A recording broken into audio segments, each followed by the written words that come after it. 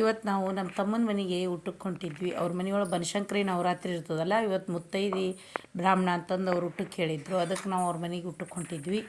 11 ಗಂಟೆ 11:30 ಆಗಿತ್ತು ನೋಡ್ರಿ. ಅವ್ರ ಮನೆಗೆ ನಾವು ಹೊಂಟೇವಿ, ಗಾಡಿ ಮೇಲೆ ಹೊಂಟಿದ್ವಿ.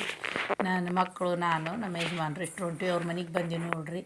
ಈಗ ಅಲ್ಲಿಂದ ಅವ್ರ ಮನೆ ಒಳಗೆ ಹೊಂಟೇವಿ. ಅಲ್ಲೆಲ್ಲನೂ ಅವ್ರ ಮನೆ ಒಳಗೆ ಮಡಿಲೆ ಅಡಿಗೆ, ಆರತಿ, ನೈವೇದ್ಯ ಎಲ್ಲನೂ ಮಾಡಿರ್ತಾರೆ. ದೀಪ ಹಾಕಿರ್ತಾರೆ. 9 ದಿವ್ಸ ನವರಾತ್ರಿ ಇರ್ತದೆ ಅವ್ರ ಮನೆ ಒಳಗೆ. ಬನಶಂಕರಿದು ಹುಣ್ಣಿಮೆ ತನಕ ಇರ್ತದೆ.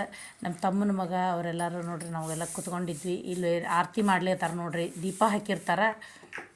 ಘಟ್ಟ ಸ್ಥಾಪನೆ ಮಾಡಿ ಬನಶಂಕರಿದು ಪೂಜೆ ನಮ್ಮ ತಮ್ಮ ಆರತಿ ಮಾಡ್ಲಿಕತ್ತಾನ ನೋಡ್ರಿ. ಅವ್ರ ಮನೆಯೊಳಗೆ 9 ಆರತಿ ಇರ್ತಾವೆ. ಹೂರ್ಣದ ಆರತಿನ ಮಾಡಿ ಆರತಿ ಅದನ್ನೆಲ್ಲ ಮಾಡಬೇಕು ಮಾಡ್ಲಿಕತ್ತಾನ ನೋಡ್ರಿ. ಇದೆಲ್ಲ ಅವ್ರ ಮನೆ ದೇವ್ರು ರೀ ಇವು ಎಲ್ಲನೂ. ಬನಶಂಕರಿದು ಅವನ್ನೆಲ್ಲ ಮೂರ್ತಿ ಅವೆಲ್ಲ ಅವ. ಪೂಜೆ ಅದನ್ನ ಚಂದ ಮಾಡಿದ್ದ, ಭಾಳ ಚೆಂದಾಗಿತ್ತು ಪೂಜೆ. ದೇವಿ ಅಲಂಕಾರ ಅದೆಲ್ಲನೂ ಮಸ್ತಾಗಿತ್ತು, ಚೆಂದಾಗಿತ್ತು ನೋಡಲಿಕ್ಕೆ. ಅಡಿಗೆನೂ ಮಾಡಿದ್ರು, ಅಡಿಗೆ ಅದನ್ನೆಲ್ಲನೂ.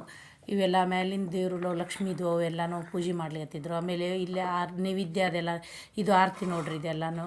ಇವು ನೈವೇದ್ಯ ಬಡಿಸಿತ್ತು, 5 ನೈವೇದ್ಯ ಬಡಿಸಿರ್ತಾರೆ ಅವ್ರ ಮನೆಯೊಳಗೆ. ಮಗಾರ ಅಂತಂದು ಅವ್ರ ಮನೆಯೊಳಗೆ ಇರ್ತದೆ ರೀ. 2 ಎಲೆ ಕೂಡಿಸಿ ಹಾಕಿರ್ತಾರೆ ಅವ್ರದ್ದು. ಅದಕ್ಕೆ ಅಲ್ಲೆಲ್ಲ ಒಂದು ಕಡೆ 3, ಒಂದು ಕಡೆ 2 ಹೋಳಿಗೆ ಹಾಕಿರ್ತಾರೆ. ಅಡುಗೆ ಮಾಡಿದ್ರು, ಚಟ್ನಿ, ಕೋಸಂಬರಿ, ಉಪ್ಪಿನಕಾಯಿ, ಸಾಂಬಾರ, ರಸ, ಪಲ್ಯ, ಹೋಳ್ಗೆ, ಚಿತ್ರಾನ್ನ ಅದನ್ನೆಲ್ಲನೂ ಮಾಡಿತ್ತು ನೋಡ್ರಿ. ಅಲ್ಲಿ ನೈವೇದ್ಯಕ್ಕೆ ಈ ಥರ ಎಲ್ಲ ಬಡಿಸಿದ್ರು. ದಿನಾನು ಮಾಡ್ಬೇಕಲ್ಲ ಅಂತ ಸ್ವಲ್ಪ ನೈವೇದ್ಯ ಮಾಡಿದ್ರು. ಆಮೇಲೆ ನಮಗೆ ಹುಗ್ಗಿ ಗೊಜ್ಜು ಮಾಡು ಅಂದರು. ನಾವು ಹುಗ್ಗಿ ಗೊಜ್ಜು ಮಾಡಿದ್ವಿ. ಅಂದ್ರೆ ಪೊಂಗಲ್ ಅಂತಾರಲ್ರಿ ಆ ಕಡೆ ಬೆಂಗಳೂರು ಕಡೆ. ಇಲ್ಲಿ ನಾವೆಲ್ಲ ಹುಬ್ಳಿ ಕಡೆ ಎಲ್ಲ ಹುಗ್ಗಿ ಅಂತೀವಿ. ಹುಗ್ಗಿ ಮಾಡು ಅಂದಿದ್ರು. ನಾನು ಹುಗ್ಗಿ ಮಾಡಿದ್ದೆ. ಹುಗ್ಗಿ ಮಾಡಿ ಸಿಹಿ ಗೊಜ್ಜು ಮಾಡಿರ್ತೀವಿ ರೀ, ಅದಕ್ಕೆ ಮಾಡು ಚಲೋ ಆಗ್ತದೆ ಅಂತ ಹೇಳಿದರು. ಮಾಡ್ಕೊಂಡಿದ್ವಿ. ಮಾಡಿ ಮಧ್ಯಾಹ್ನ ಎಲ್ಲರೂ ಊಟ ಮಾಡಿದ್ವಿ ಕೂಡಿ.